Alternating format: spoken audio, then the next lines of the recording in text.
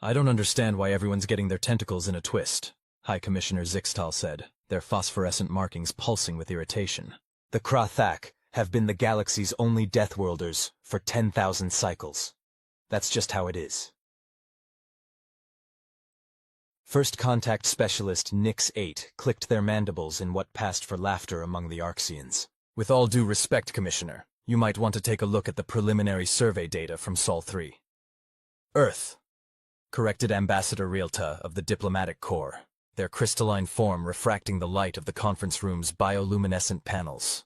The natives call it Earth, and themselves humans. Zixtal's markings flashed a dismissive purple. Yes, another supposedly harsh world. Let me guess. Slightly higher gravity than standard, maybe some mild temperature variations, perhaps even, they added with theatrical horror, seasonal weather patterns? Try 9.8 meters per second squared, Nix 8 said. The room fell silent. Even the normally stoic Vkr'lak representative Kaval turned all four of their eyes toward the First Contact Specialist. That's impossible, Zixtal sputtered. No sapient species could evolve in those conditions. The Vkr'lak homeworld is already considered extreme at 7.2 mils2. Kaval's scales rippled with interest. Tell us more about these humans. Nix 8 activated the holographic display, bringing up images that made several junior diplomats excuse themselves from the room.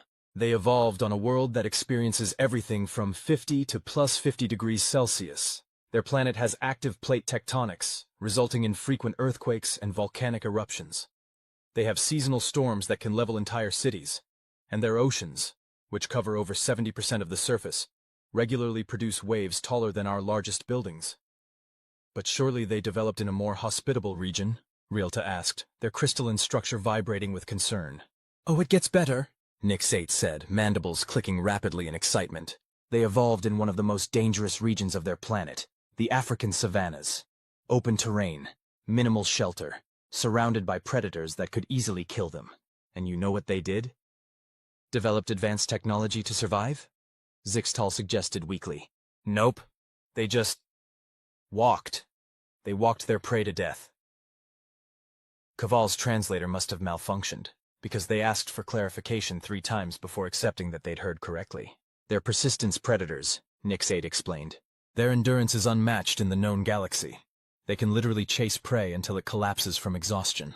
They call it persistence hunting. And that's just the beginning. The holographic display shifted to show human medical data. Their bodies can repair broken bones. They regularly recover from injuries that would be fatal to most species. They intentionally poison themselves with recreational chemicals for enjoyment. They expose themselves to radiation to darken their skin. They call it tanning, and consider it aesthetically pleasing. Surely they've moved past such barbaric, Zixtal began. They participate in activities called extreme sports where they deliberately put themselves in life-threatening situations. For fun. They jump out of perfectly functional aircraft. They climb frozen waterfalls. They strap boards to their feet and slide down mountains covered in frozen water. They dive into underwater caves. They run distances of over 40 kilometers in something called marathons, named after an ancient warrior who ran that distance to deliver a message and then died. They now do this for entertainment. The Vkr'lak representative was now leaning forward, all 4 eyes wide with fascination. These humans, they sound like worthy rivals. Oh, you haven't heard the best part, Nix 8 said, their mandibles practically vibrating with excitement. When they encountered their first actual alien life form, a silicon-based crystalline entity that had crash-landed in their Arctic region. Do you know what they did? The room collectively held their breath, metaphorically speaking. They made friends with it, named it Fred. It now teaches xenobiology at something called Harvard University, and has a popular social media account where it posts what humans call memes. I don't understand, Realta said. How can a species be simultaneously so resilient and so friendly? A new voice joined the conversation, a human diplomatic attaché who had been quietly observing from the corner of the room. Oh, that's easy, she said, causing several delegates to jump in surprise. We're too stubborn to die and too curious not to make friends. Plus, Fred makes excellent coffee. The room erupted in chaos as various delegates tried to process this casual statement. The human simply smiled and took a sip from a container of what everyone now recognized as heated bean water, a substance that would be toxic to most species present. Speaking of which, she added, anyone want to try some? It's a special blend Fred developed. The secret ingredient is powdered meteorite. Caval, to everyone's surprise, raised a hand. I would like to try this coffee. And that's how the galaxy's two Deathworld species began their friendship. Over a cup of coffee made by a silicon-based lifeform who had learned barista skills by watching YouTube videos. 6 months later, the Galactic Council was still trying to process the implications of humanity's entrance into the interstellar community. The addition of humans to various scientific and exploration teams had led to both groundbreaking discoveries and numerous incident reports, often simultaneously. They did what? Zixtal demanded, their bioluminescent markings strobing in distress. Nix-8 consulted their datapad. According to the report, when the research vessel lost power in the methane storms of Epsilon Eridani 4, the human engineer fixed the quantum drive by, and I quote, hitting it with a wrench while humming something called Sweet Home Alabama. That's not possible, Realta interjected. Quantum drives require precise calibration and... It worked, Nix-8 said. They're calling it percussive maintenance. The human has submitted a paper to the Galactic Engineering Journal titled The Application of Kinetic Adjustment Techniques in Zero-G Environments, a study in getting stuff to work by hitting it really hard. Caval, who had become something of an expert on human behavior through their coffee-sharing sessions, simply nodded. Makes sense. Humans have a saying, if it's stupid but it works, it's not stupid. That's not even the most concerning report, Zixtal said. Have you seen what happened on the biological research station orbiting Proxima Centauri b? You mean the incident with the potentially lethal alien spores? Nix-8 clicked their mandibles in what had become their equivalent of a human sigh. Yes, the human researcher did indeed identify the spores as a previously unknown form of life by tasting them. Tasting them? She said, and again I quote, well, they looked like space mushrooms, and back on Earth, that's how our ancestors figured out which mushrooms were edible. But she could have died! According to her report, she considered that possibility and decided it was, quote, worth it for science. Nix-8 paused. The spores turned out to be a revolutionary breakthrough in biological computing. We're now growing organic quantum processors using cultivated specimens. Caval's scales rippled with amusement. The humans have a term for this approach to discovery. YOLO. You only live once. Actually, the same human diplomatic attaché from 6 months ago said, somehow having appeared in the room without anyone noticing. We've updated that to YONT. You only live, not twice. It's a reference to both our resistance to death and our habit of nearly avoiding it. How long have you been here? Zixtal asked. Oh, about 20 minutes. I brought cookies. Fred baked them using their internal crystalline structure as an oven. Don't worry. They're safe for most carbon-based life forms, mostly. As the cookies were cautiously distributed, with Caval taking 3, Nix-8 pulled up another report. We should discuss the mining operation on the one where humans introduced something called coffee breaks to the Vkr'lak mining crews, leading to a 300% increase in productivity, the attaché asked. Yeah, it turns out taking regular breaks to consume stimulants and engage in social bonding is really good for morale. Who knew? I was actually referring to the incident where a human miner taught Vkr'lak workers something called union organizing. Nix-8 said. Oh, that, the attaché grinned. Yeah, we're pretty big on workers' rights. Did you know the Vkr'lak Mining Corporation now offers paid vacation time? They're calling it strategic rest deployment. Zixtal's markings had taken on a shade of blue that indicated deep contemplation. I'm beginning to understand why your species survived such a harsh evolutionary environment. You're not just physically resilient. You're adaptable in ways we never considered. Plus, Caval added, munching on their third cookie, they make excellent recreational consumables. Speaking of which, the attaché said, pulling out a thermos. Who wants to try Fred's latest creation? It's coffee infused with harmless bioluminescent bacteria. It glows in the dark and gives you a slight telepathic buzz. Speaking of which, the attaché said, pulling out a thermos. Who wants to try Fred's latest creation? It's coffee infused with harmless bioluminescent bacteria. It glows in the dark and gives you a slight telepathic buzz. As various delegates cautiously lined up to try the glowing beverage, with Caval first in line.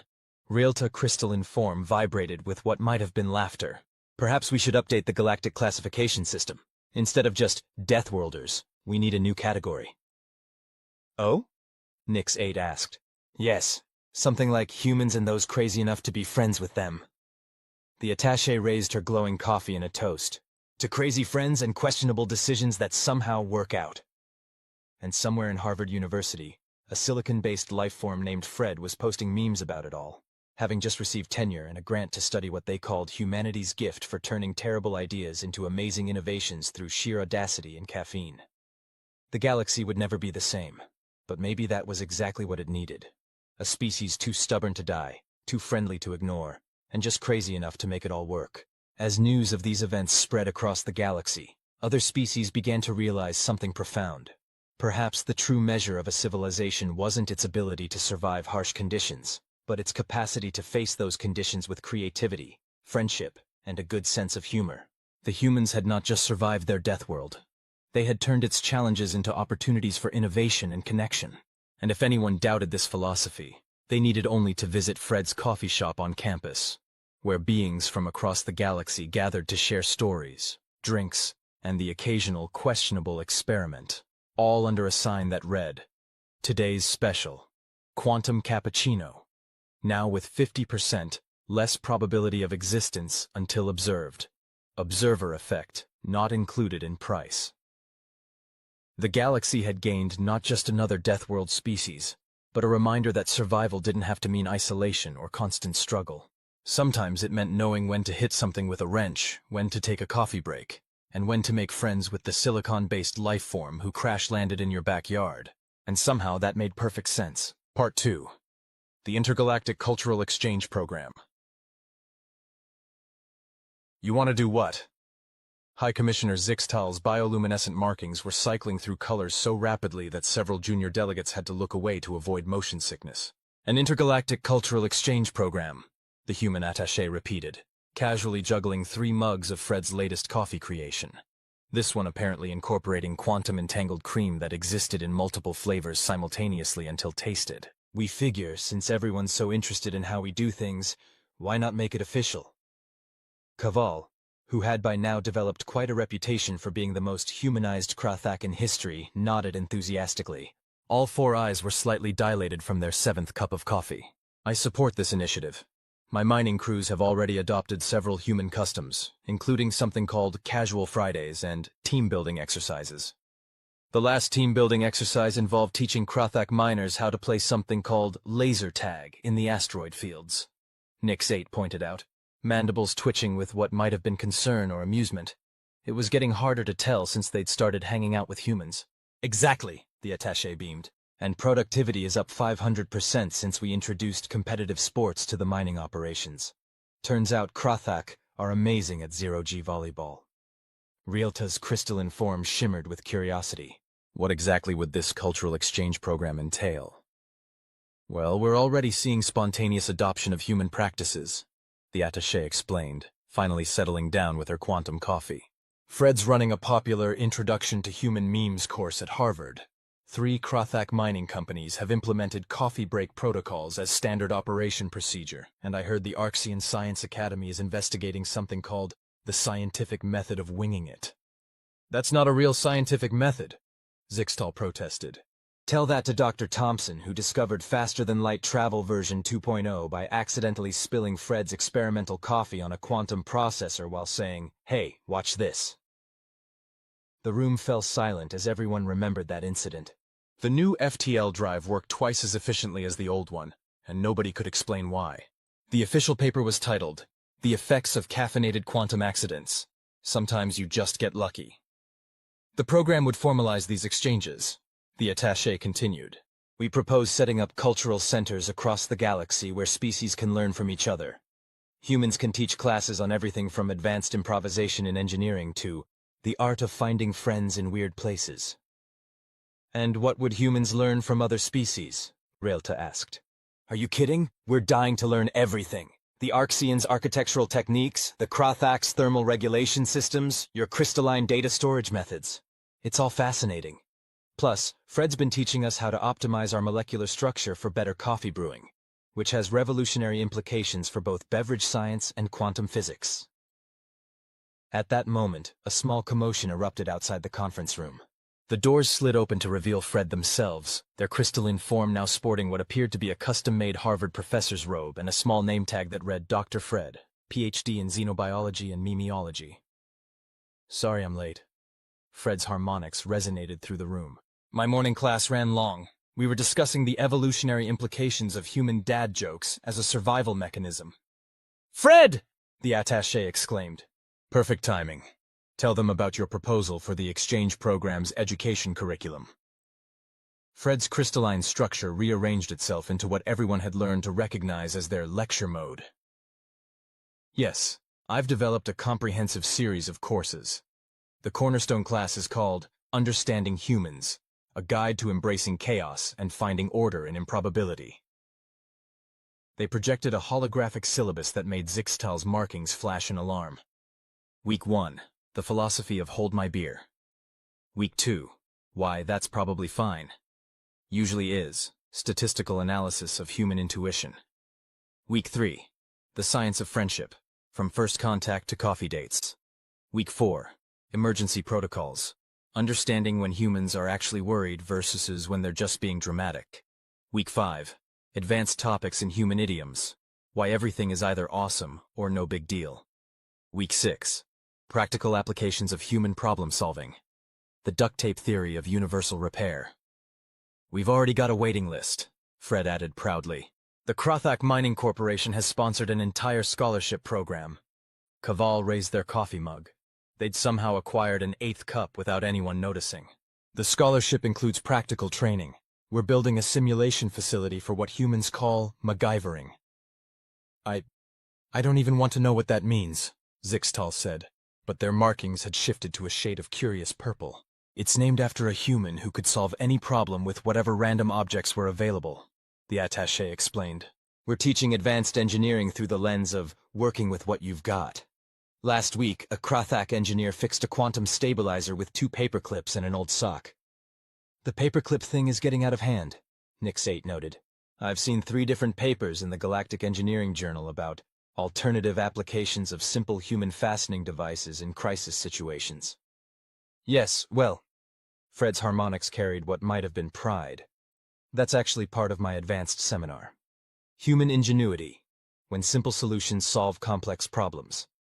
It's cross-listed with the engineering and philosophy departments. The attaché grinned. Wait until they hear about our proposal for the physical education department. We're calling it Extreme Sports. From parkour to zero-G skateboarding. Absolutely not, Zixtal began, but was interrupted by Caval. My mining crews have already built a skate park in the main asteroid belt.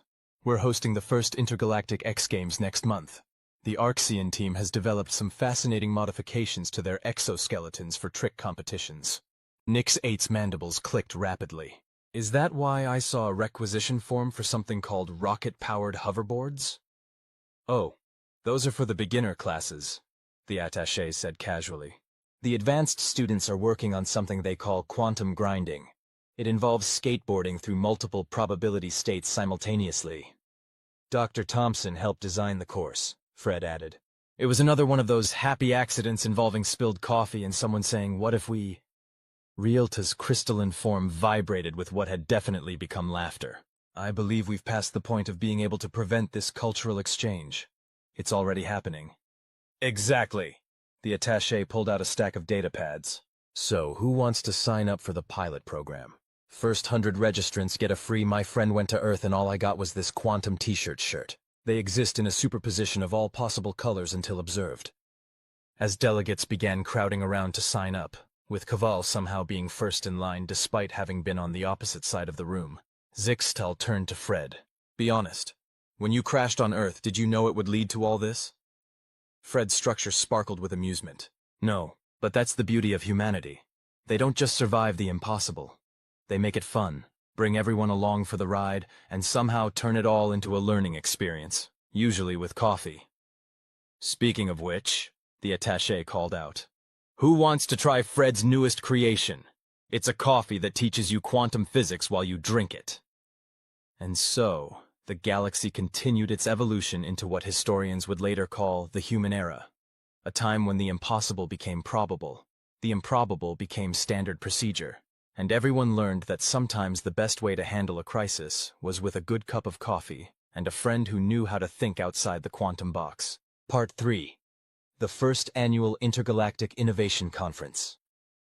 The conference hall of the newly established Human Galactic Cultural Center on Mars was packed with delegates from across the known universe.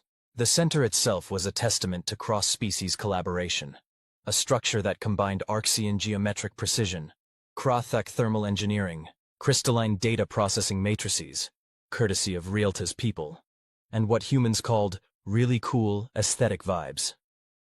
Welcome to the first annual Intergalactic Innovation Conference, the human attaché announced from a hovering platform that definitely hadn't been designed for that purpose. Or, as we're calling it, when weird ideas meet weirder solutions. A celebration of cross-species problem-solving.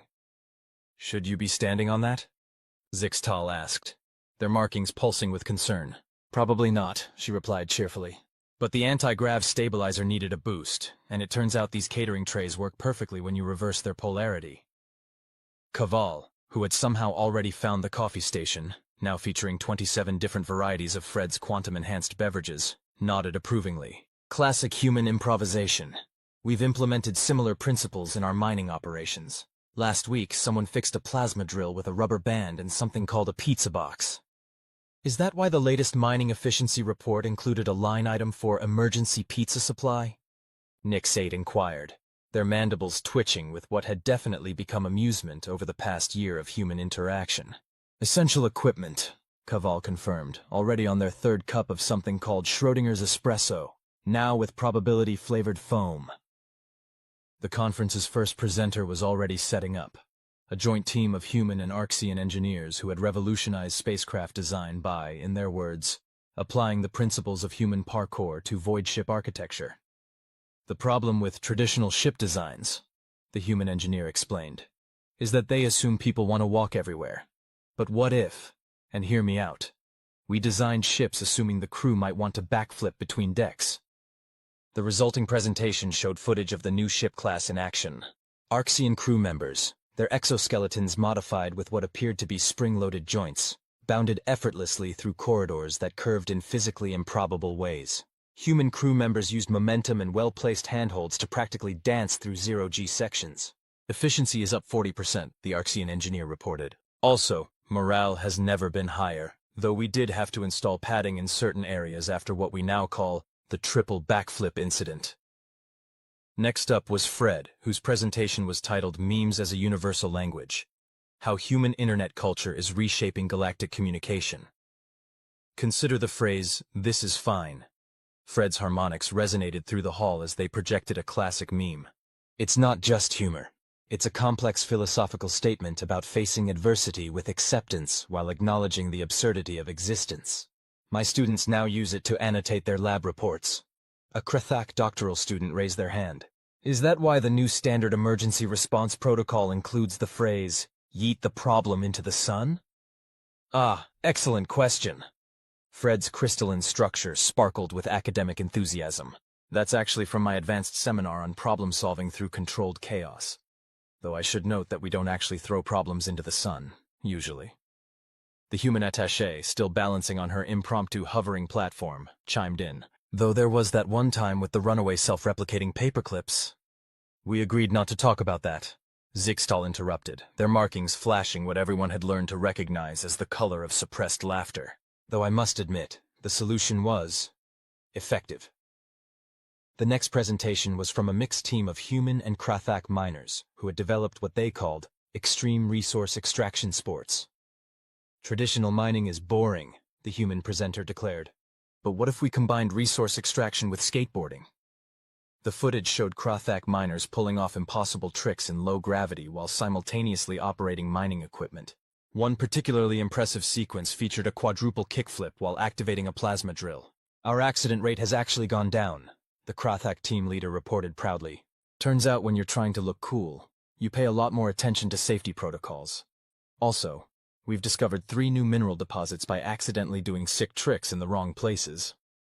During the lunch break, various species mingled around Fred's coffee station, sharing stories and ideas. A group of Arxian scientists was deep in discussion with human engineers about something they called quantum parkour, while a team of crystalline beings was learning about human dance moves from an enthusiastic instructor. "I never thought I'd see the day," Realta commented, their form shimmering with joy as they watched a Vkr'lak attempting to breakdance. "We've gone from being terrified of human death world adaptations to this. This is better," Kaval said, somehow on their 15th cup of coffee without showing any signs of slowing down. "Did you know we've adapted human extreme sports training techniques for our military? Last month, our elite forces won a joint training exercise by doing something called a sick wall run during a boarding simulation. The really interesting developments are happening in education," Fred added, materializing next to them with a fresh batch of their latest coffee experiment.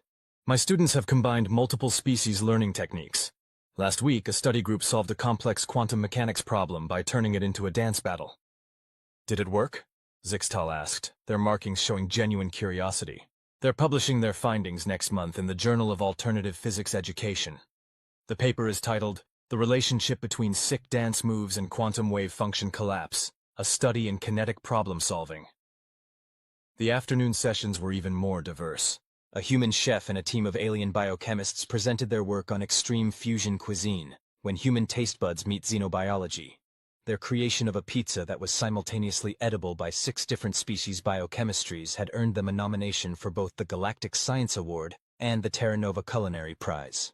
"The secret," the chef explained, "was finding out that what makes hot sauce spicy for humans has the same effect as a powerful hallucinogen for Arxians. We had to dial that back a bit after the Great Pizza Trip of 2024. The final presentation of the day was simply titled, "Oops, a Study in Accidental Innovations." It was a joint effort by multiple species documenting the surprising number of scientific breakthroughs that had occurred due to what humans called holding my beer and watch this moments. "In conclusion," the human attaché said, still on her hover platform, which had been upgraded throughout the day with contributions from various engineers in the audience, "we've learned that the best innovations often come from combining different perspectives, being willing to try ridiculous ideas, and not being afraid to fail spectacularly. Also coffee," Kaval added, raising what might have been their 20th cup. "Don't forget the coffee." "Speaking of which," Fred chimed in, "who wants to try my latest creation? I call it Quantum Convergence Cappuccino. It simultaneously tastes like every possible coffee variation until you decide which one you want it to be. Side effects may include temporary omniscience and an uncontrollable urge to solve differential equations." As the conference wound down, various delegates could be seen exchanging contact information, planning joint ventures, and in one memorable case, trying to teach a group of crystalline beings how to do the Macarena. "You know," Zixtal said to the human attaché, their markings now a peaceful blend of amused and content colors, "when humans first joined the galactic community, I was worried you'd disrupt everything." "And?" she asked, finally stepping down from her hover platform, which had been adopted by a group of Arxian engineers for what they called extreme anti-gravity research. "I was right, you did disrupt everything, but maybe that's exactly what we needed." "Wait until you see what we've got planned for next year's conference," she grinned. "We're thinking of combining zero-G parkour with quantum physics experiments. Fred's already working on a coffee blend that violates the laws of thermodynamics." And somewhere in the background, a Vkr'lak miner landed a perfect backflip while quoting human memes. A group of Arxians was revolutionizing spacecraft design through the power of sick tricks, and Fred was teaching a class on the philosophical implications of putting quantum uncertain milk in very certain coffee. The galaxy had indeed changed, but as the first intergalactic innovation conference proved, it had changed for the better. After all, any civilization that could combine extreme sports with mining, memes with quantum physics, and coffee with literally everything was clearly on the right track. To be continued.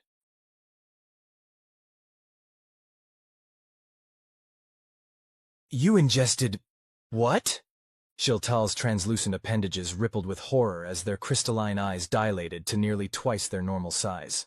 "Just some ibuprofen," Alex shrugged, popping another of the small orange tablets into their mouth and washing it down with water. "Got a headache." The gathered group of alien medical students watched in fascinated horror as their human classmate casually consumed what, to their biology, would be an absolutely devastating toxin. The Academy's medical bay observation room had become something of an impromptu gathering spot during breaks between classes, mainly because watching the human students deal with minor ailments was more entertaining than any of the official training simulations. But that's a cyclooxygenase inhibitor. It disrupts prostaglandin synthesis, Vkr'lak chittered, their mandibles clicking rapidly in distress. How are you not experiencing catastrophic organ failure right now? Alex looked up from their datapad, expression somewhere between amusement and mild exasperation. Because humans actually need to regulate prostaglandin production sometimes? It's really not a big deal. Not a big deal, they say, muttered Talara, their bioluminescent spots pulsing in agitation. Casually poisoning themselves is not a big deal. Deathworlders, I swear.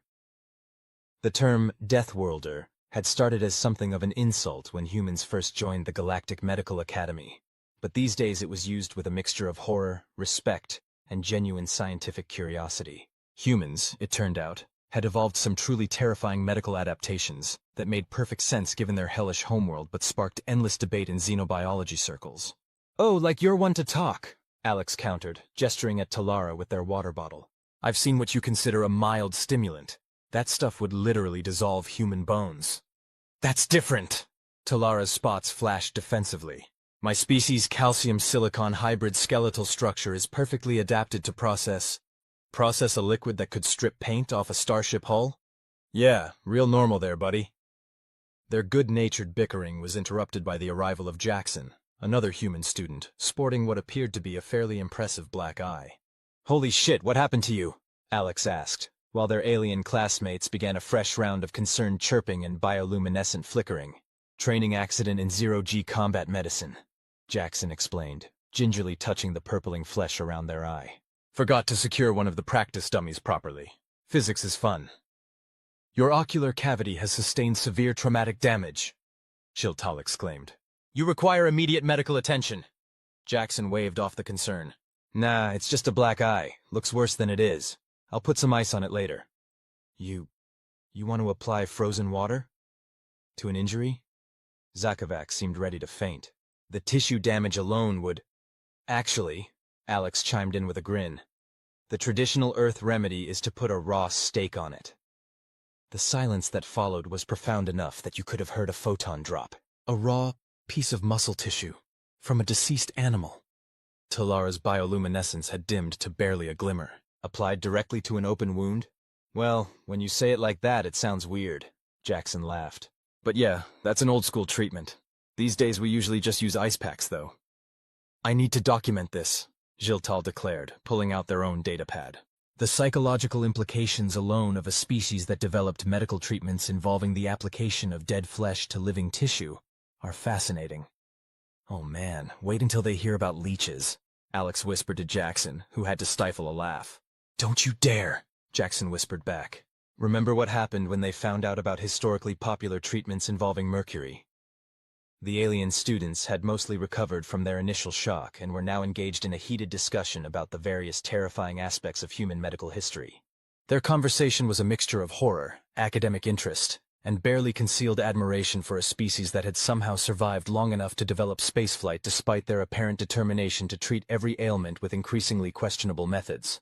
But surely your modern medical practices are more sophisticated, Talara ventured hopefully. Oh yeah, totally, Alex assured them. Now we just shoot radiation at our cells until the bad ones die. What? Chemotherapy, Jackson explained, taking pity on their horrified classmates. It's one way we treat cancer. Basically, we poison ourselves just enough to kill the cancer cells before they kill us. That's completely insane, Vkr'lak declared. You're describing deliberately induced systemic toxicity as a medical treatment. Pretty much, yeah. Alex shrugged. Cancer's basically your own cells going rogue, so sometimes the best option is to poison everything and hope the good cells survive better than the bad ones. I think I need to sit down, Chiltal announced, despite already being seated. Look on the bright side, Jackson offered. At least we're not still using cocaine as cough medicine anymore. The alien students stared in horror. They're joking, Talara said firmly. They must be joking. Please tell me you're joking. Well? Alex drew out the word with a mischievous grin. No. Zakavax's mandibles were clicking so fast they were practically vibrating. I refuse to believe any species could survive long enough to achieve spaceflight if they were regularly administering powerful psychoactive stimulants to treat minor respiratory infections. To be fair, Jackson pointed out, we also used to think tobacco smoke was good for asthma. The medical bay's monitoring systems registered a slight spike in ambient stress pheromones. But that's all historical stuff, Alex added quickly, trying to prevent any of their classmates from going into shock. Modern human medicine is much more scientific and evidence-based. Like that time last week when you treated your indigestion with carbonated sugar water? Talara asked dryly. Hey, ginger ale totally helps with upset stomachs. It's literally just flavored carbon dioxide bubbles in a glucose solution. Yeah, and it works great. The conversation might have continued in this vein indefinitely, if not for the sudden blaring of emergency alarms throughout the medical bay. The students immediately snapped to attention, their training kicking in as they prepared to assist with whatever crisis was unfolding. Multiple trauma incoming, announced the automated system. Training exercise accident in the zero-gravity chamber. 3 casualties with varying degrees of injury. Well, Jackson said, standing up and straightening their medical coat. Looks like we get to show you some real human medical techniques in action. The alien students exchanged nervous glances as they followed their human classmates toward the emergency treatment area. They had all studied human medical procedures in theory, but witnessing them in practice was always an experience that tested the limits of their various species' stress responses. The casualties turned out to be 2 humans and 1 Arcturian, all sporting injuries from a collapsed simulation environment. The humans had multiple fractures and contusions, while the Arcturian was suffering from acute gravitational stress on their exoskeleton. What followed was a crash course in human emergency medicine that left the alien students alternatively impressed and horrified. They watched in fascination as their human classmates efficiently set bones, administered what seemed like terrifyingly high doses of painkillers, and at one point literally pushed a dislocated joint back into place with their bare hands. Did you just physically force that skeletal component back into alignment? Shiltal asked weakly. Standard procedure for a shoulder dislocation, Alex explained, helping their patient sit up. Sometimes you just have to manually convince things to go back where they belong. But the force required... The pain response alone should have... Oh yeah, it hurt like hell, the patient confirmed cheerfully. But it feels way better now. Thanks, Doc. You're welcome. Try to keep it immobilized for a few days, okay?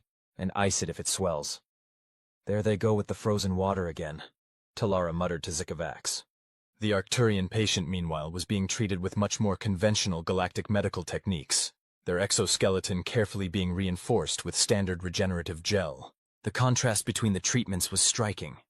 One set of procedures involving a lot of physical manipulation, and what seemed to the alien students like barely controlled trauma, the other utilizing the precise application of advanced medical technology. I think I'm beginning to understand, Sealtal said slowly, watching as Jackson efficiently wrapped a compression bandage around a patient's ribs. Human medicine evolved the way it did because your species is incredibly physically resilient. You can survive treatments that would be fatal to most other species. Plus, we're really good at learning from our mistakes, Alex added, even if those mistakes sometimes involved mercury pills and cocaine cough syrup. Please stop bringing that up, Talara begged. I'm trying to maintain my professional composure here. Sorry, Alex grinned, not looking sorry at all. But hey, at least we're not suggesting bloodletting anymore. Blood-letting? Zakavax asked hesitantly. Maybe we should focus on the present, Jackson interrupted quickly.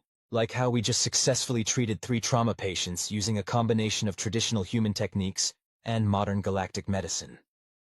The alien students had to admit that the results were impressive, even if the methods sometimes seemed barbaric by their standards.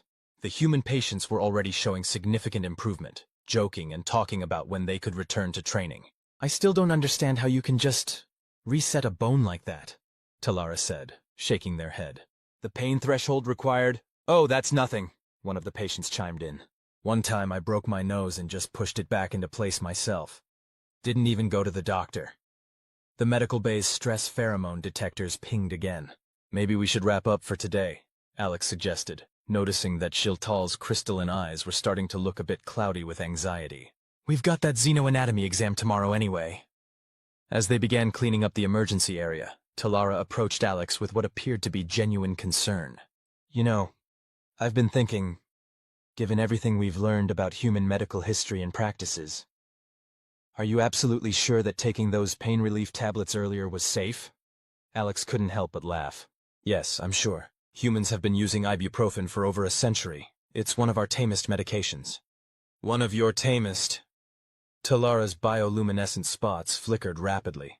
No, never mind. I don't want to know. I don't need to know. I'm just going to trust that your terrifying Death World biology knows what it's doing.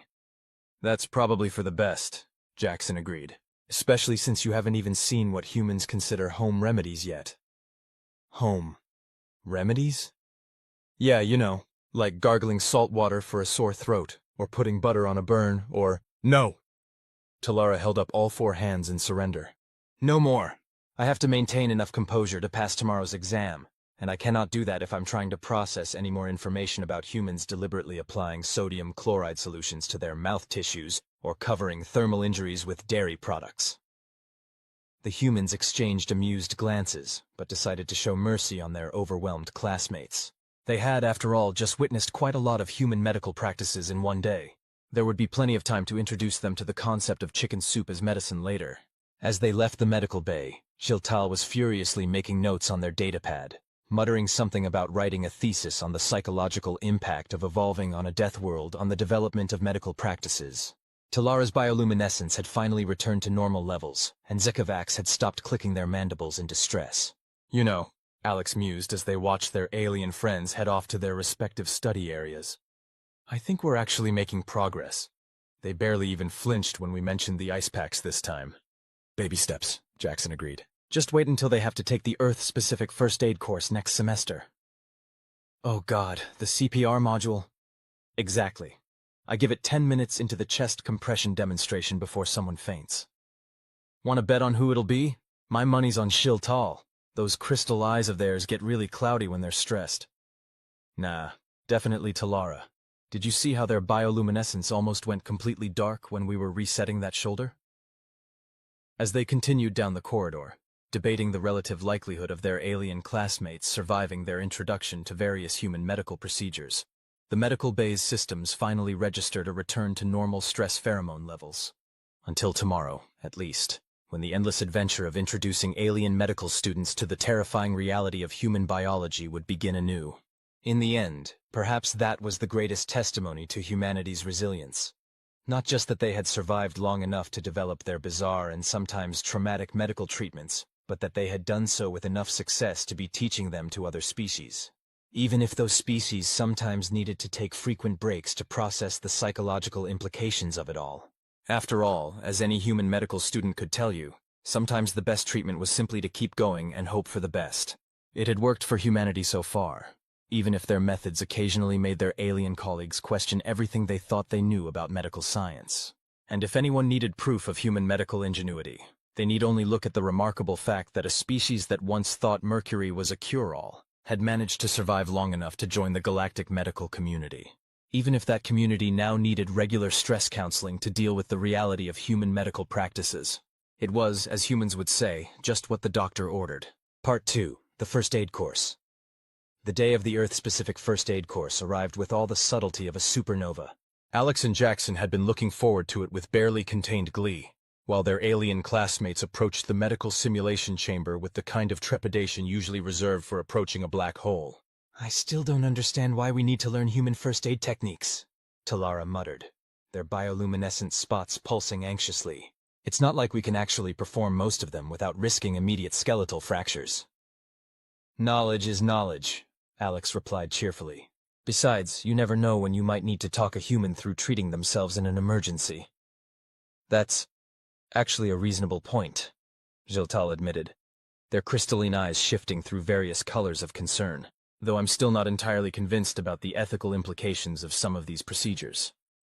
The simulation chamber had been configured to represent various emergency scenarios that might be encountered on Earth or Earth-like colonies. The instructor, Dr. Thompson, stood at the front of the room with what appeared to be several disturbingly realistic human medical mannequins. Welcome to Emergency Human First Aid 101, Dr. Thompson announced. Today we'll be covering basic life-saving techniques that have been standard practice on Earth for centuries. We'll start with something simple, the Heimlich maneuver. The what now?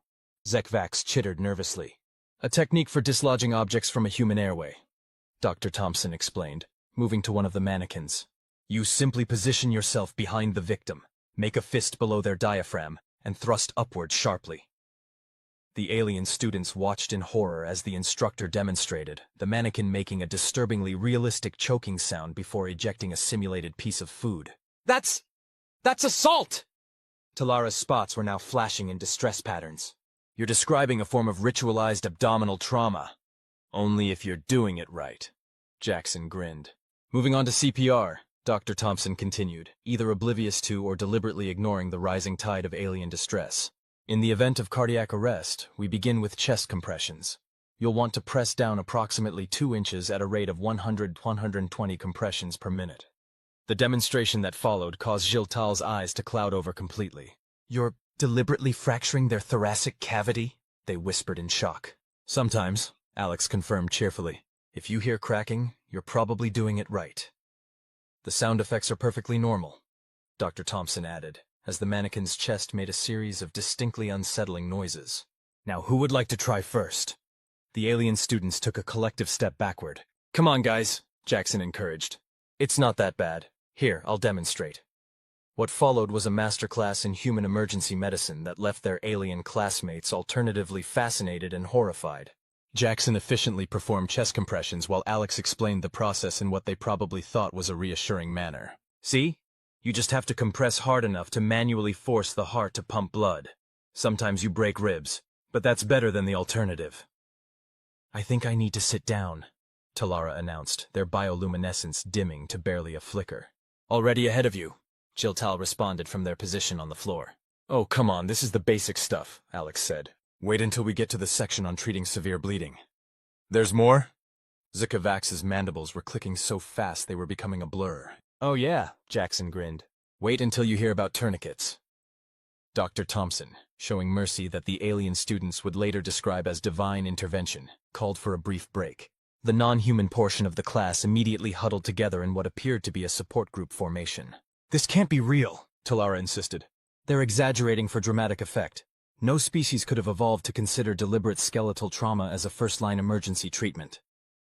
I don't know, Giltal responded, their eyes still slightly cloudy. Remember last week when Alex casually mentioned setting their own broken finger during a sports game? Don't remind me. Vkr'lak shuddered. I'm still having trouble processing their apparent ability to manually relocate displaced bone structures. Their discussion was interrupted by Dr. Thompson's cheerful announcement that break time was over. Now we'll move on to wound management and bleeding control. The alien students watched in mounting horror as various techniques for dealing with serious injuries were demonstrated. The concept of direct pressure seemed reasonable enough, until they realized just how much force humans considered direct pressure. You're telling me, Talara said slowly, that in the event of a severe hemorrhage, the recommended first step is to physically compress the wound site with enough force to potentially cause additional tissue trauma. Yep, Alex confirmed. And if that doesn't work, you can always try a tourniquet. A what? It's basically a device that cuts off blood flow to an entire limb, Jackson explained helpfully. You tighten it until the bleeding stops or the patient starts screaming, whichever comes first. There was a soft thud as Giltal's crystalline form made contact with the floor again. Perhaps we should move on to something less intensive, Dr. Thompson suggested, eyeing the increasingly distressed alien students. Let's discuss basic wound cleaning and dressing. Oh yeah, Alex perked up. This is where it gets really interesting. Sometimes we literally pour hydrogen peroxide into open wounds. You what? It bubbles, Jackson added enthusiastically. That means it's working. The bubbling is a chemical reaction that, Dr. Thompson began, but was interrupted by the sound of multiple alien students hitting the floor in various states of distress. Maybe we should save the chemistry lesson for another day, they concluded diplomatically. As the alien students were helped back to their feet, or equivalent appendages, Alex and Jackson exchanged gleeful looks. They hadn't even gotten to the part about using superglue to close wounds, or the various creative ways humans had discovered to improvise splints and bandages. I think I'm beginning to understand something, Talara said quietly, once their bioluminescence had returned to somewhat normal levels. Humans didn't develop these techniques because they wanted to. They developed them because they had to. Exactly, Alex nodded. When you evolve on a death world, you learn to work with what you've got. Sometimes that means manually forcing blood back into a body, and sometimes that means temporarily stopping blood flow to an entire limb. It's actually kind of beautiful, in a terrifying way, Shiltal mused, their eyes finally clearing. Your species' medical techniques evolved alongside your remarkable physical resilience. What would kill most species merely inconveniences you, so you develop treatments that would be fatal to others but save human lives. That's a really nice way of putting it, Jackson admitted. Usually we just call it whatever works. Speaking of whatever works, Dr. Thompson interjected. Shall we move on to the section about treating burns? The alien students exchanged nervous glances. Do we want to know? Vkr'lak asked hesitantly. Well, historically, humans used to treat burns with butter, Alex began. No! Talara's spots began flashing in warning patterns. No more historical treatments. I'm still trying to process the mercury pills from last week. Okay, Alex laughed. Modern treatments only, we promise. Though if you think the butter thing is weird, wait until you hear about using honey as an antibacterial dressing, Jackson muttered under their breath. The rest of the class proceeded with remarkably few incidents, primarily because Dr. Thompson had wisely decided to focus on the more conventional aspects of modern human first aid. The alien students even managed to stay conscious through the demonstration of basic splinting techniques, though they remained deeply disturbed by the human capacity to simply walk off what they considered serious injuries. As they left the simulation chamber, Talara pulled Alex aside. I have to ask, all of these techniques, as horrifying as they seem to non-humans, they really work? They really do, Alex confirmed. Humans are tough, but we're not invincible. We just got really good at figuring out how to keep each other alive through trial and error. Lots and lots of error. That's both reassuring and deeply concerning, Talara mused, their spots pulsing thoughtfully. Though I suppose I should be grateful. At least you're not still using cocaine as medicine. Well, actually, Jackson started. No! Chorused the alien students in unison. I'm kidding, Jackson laughed. Mostly. As they headed toward their next class, the alien students could be heard discussing the possibility of starting a support group for non-human medical students dealing with the psychological trauma of learning human first aid techniques. Alex and Jackson, meanwhile, were already planning how to introduce their classmates to the concept of wilderness survival medicine. After all, if they thought regular first aid was intense, wait until they heard about cauterizing wounds with heated metal or using maggots for wound debridement. But that perhaps was a lesson for another day. For now, they had successfully introduced their alien friends to the basics of human emergency medicine without causing any permanent psychological damage. Well, mostly. As Dr. Thompson had said at the start of class, in human medicine, sometimes you have to break things to fix them. Though perhaps they should have warned the alien students that this philosophy applied to both bodies and minds. Part 3. Wilderness Medicine and Home Remedies. No, absolutely not. This has to be a joke. Talara's bioluminescent spots were pulsing in patterns that the human students had learned to recognize as extreme distress mixed with disbelief. Their 4 hands were gesturing animatedly at the wilderness survival medical kit spread out on the table before them.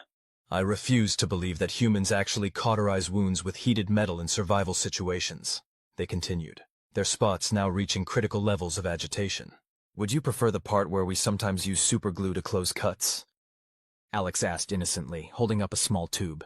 It's basically the same chemical they use in surgical adhesives, just, less medical grade. The alien medical students had thought they were prepared for today's special seminar on wilderness medicine and traditional home remedies. They had been wrong. So very, very wrong. But, that's industrial adhesive! Shiltal's crystalline eyes were cycling through colors so rapidly they were starting to look like a malfunctioning hologram. The chemical composition alone works great in a pinch, Jackson finished cheerfully. Sure, it burns like hell when you put it on, but it keeps the wound closed. The burning sensation is your body's way of telling you that you're causing severe chemical trauma to living tissue. Vkr'lak chittered in horror. Nah, that's just how you know it's working, Alex said with a dismissive wave. Like when hydrogen peroxide bubbles in a cut. We've been over this, Talara moaned. The bubbling is literally cellular destruction. Yeah, but it's destroying the bad cells, Jackson pointed out reasonably. Mostly. Probably. The seminar was being held in one of the Academy's larger practical learning spaces, with various stations set up to demonstrate different aspects of human survival medicine and traditional remedies. The alien students had been handling things relatively well until they reached the improvised medical tools section. So let me get this straight, Giltal said slowly, pointing at various items on the table. In a survival situation, humans will literally create medical tools out of whatever they can find? Yep, Alex confirmed proudly. You'd be amazed what you can do with a sharp knife, some fishing line, and a bit of determination. The fishing line. It's for securing bandages, right? Talara asked hopefully.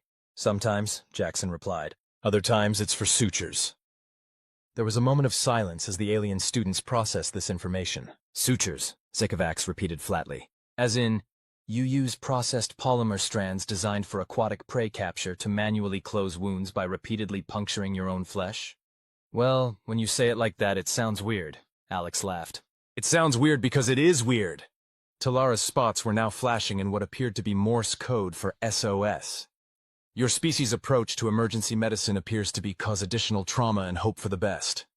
Hey, it works though, Jackson defended. Humans are really good at healing from stuff.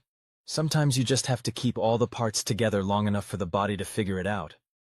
Speaking of keeping parts together, Alex added brightly, wait until you hear about the time my uncle used duct tape as a temporary cast.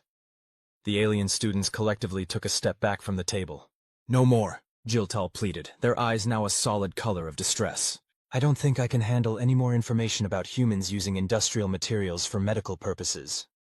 Oh, then you definitely don't want to hear about the traditional remedies section, Jackson grinned. Did you know some humans still put raw potato slices on burns? Why? The question erupted from all three alien students simultaneously. Honestly, no idea, but my grandmother swears by it. Alex shrugged. Though personally, I prefer the honey method. The honey method? Talara asked, clearly against their better judgment. Yeah, honey has natural antibacterial properties, Alex explained. People have been using it on wounds for thousands of years. It actually works pretty well. You're telling me, Vkr'lak said slowly, that humans discovered the medicinal properties of insect regurgitation and decided the logical course of action was to apply it to open wounds? Well, when you put it like that, Jackson started. No, Talara interrupted. Don't you dare say when you put it like that it sounds weird. It doesn't just sound weird, it is weird. Your entire species' approach to medicine is weird. I mean, we also used to put cobwebs on cuts to stop bleeding, Alex added helpfully. There was a soft crystalline sound as Giltal's eyes temporarily shut down in self-defense. But hey, at least we're not suggesting maggot therapy anymore, Jackson said, trying to be reassuring. Maggot therapy? Vkr'lak asked weakly. Oh yeah, it was this whole thing where they'd use fly larvae to clean out necrotic tissue from wounds, Alex explained enthusiastically. Actually, some hospitals still use it sometimes, just with specially raised medical-grade maggots. The rest of the explanation was cut off by the sound of multiple alien students hitting the floor in various states of consciousness. Maybe we should take a break, suggested Professor Martinez, who had been quietly observing the chaos from the corner, and perhaps save the discussion about historical bloodletting techniques for another day. But we haven't even gotten to the part about using moldy bread as antibiotics yet, Alex protested. Or how people used to treat sore throats with hot sauce, Jackson added. That's quite enough, Professor Martinez said firmly, helping Talara's bioluminescent form back to a vertical position.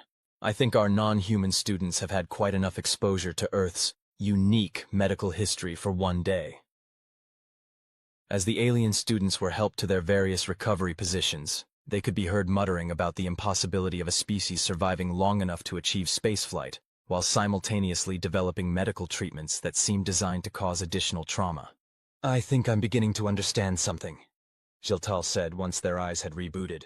Humans didn't just survive despite these practices. They survived because of them.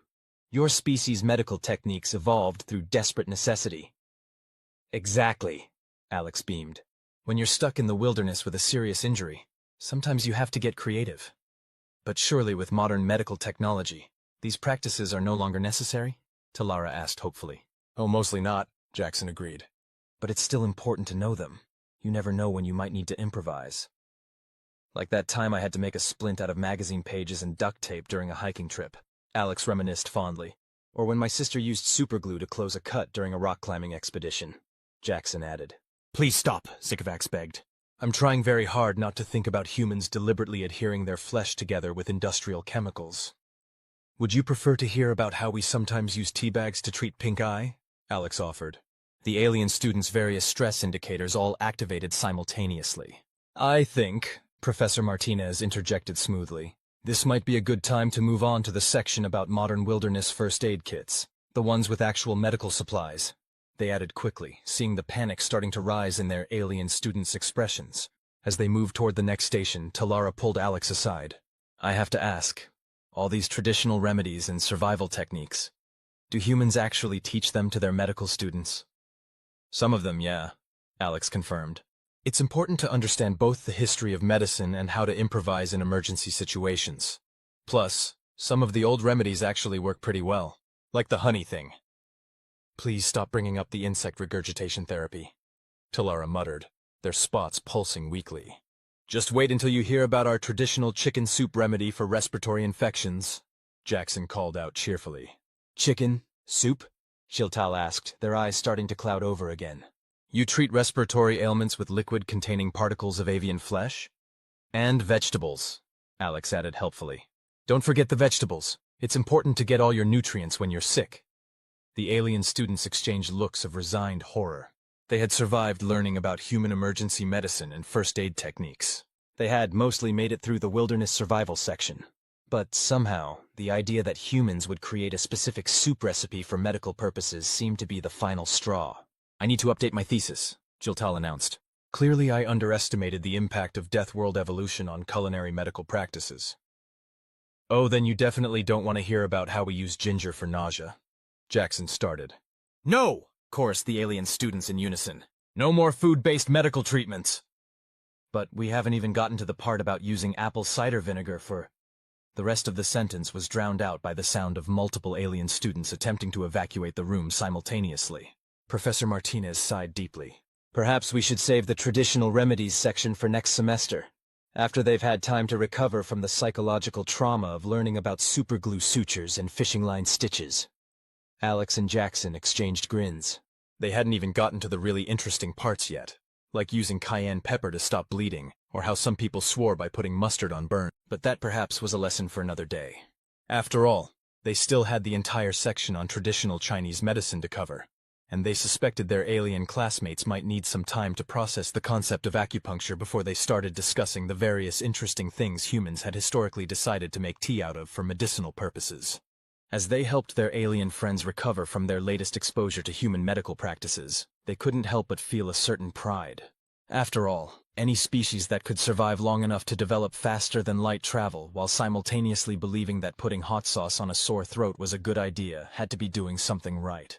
Even if that something occasionally caused their alien colleagues to question everything they thought they knew about medical science. To be continued.